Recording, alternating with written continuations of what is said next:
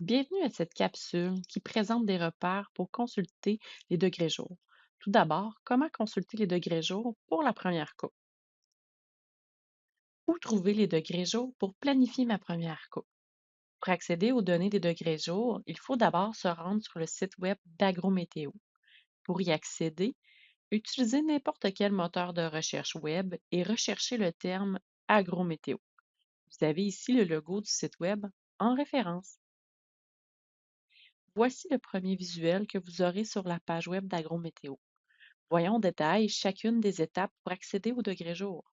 Tout d'abord, sur cette page d'accueil, cliquez sur l'onglet Météo agricole dans le haut de la page qui est mis en évidence par l'encadré en rouge.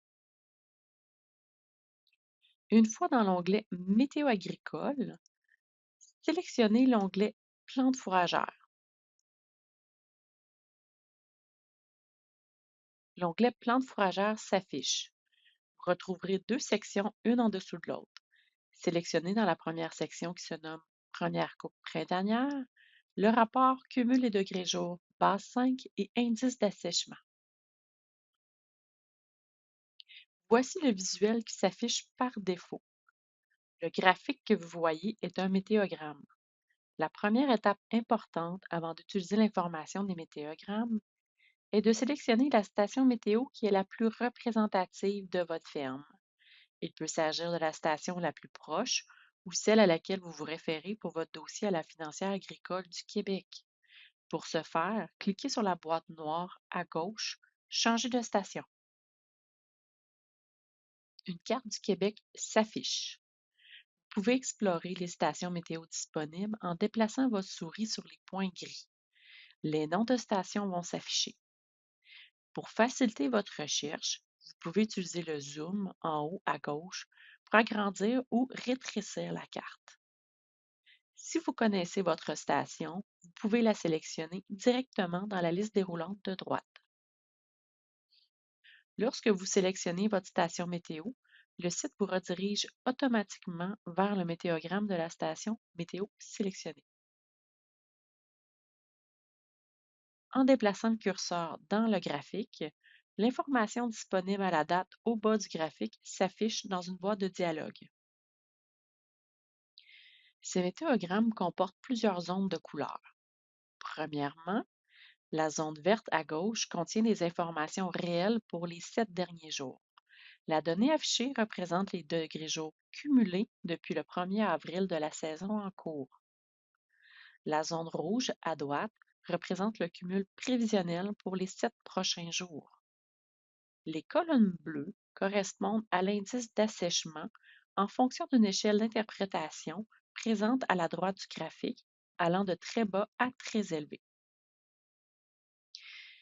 Finalement, la zone jaune représente l'intervalle de cumul de degrés jours idéal pour la première coupe, c'est-à-dire de 250 à 450 degrés jours cumulés depuis le 1er avril. Petite précision sur l'indice d'assèchement qui apparaît dans les météogrammes. Cet indice représente la capacité de l'air ambiant à évaporer l'eau contenue dans le sol et la végétation sur une journée. Il varie selon la radiation solaire, l'humidité relative, la température et la vitesse du vent.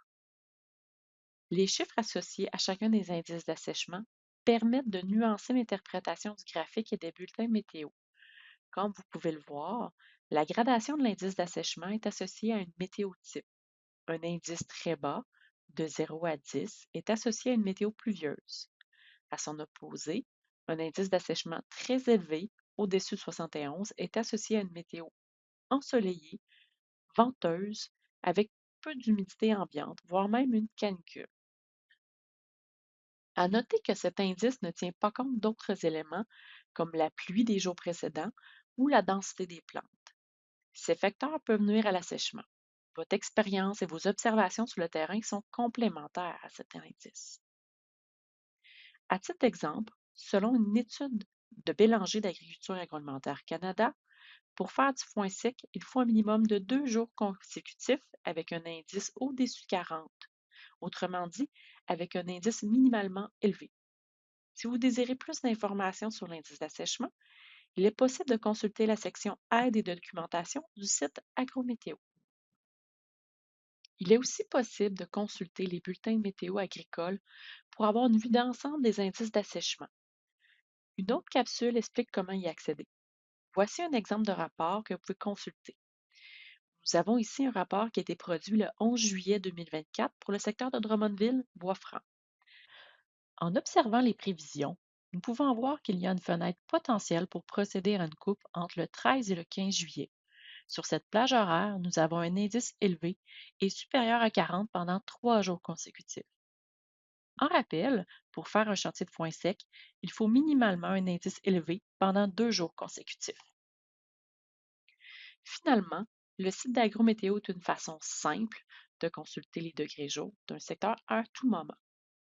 Voici un encadré bleu pour avoir le rappel du chemin pour accéder au météogramme. Ceci donne l'information sur les cumuls des degrés jour à une station météo donnée. Les degrés jour sont un excellent indicateur d'avancement de la maturité des plantes fourragères et d'aide à la planification pour la première coupe. N'hésitez pas à les consulter.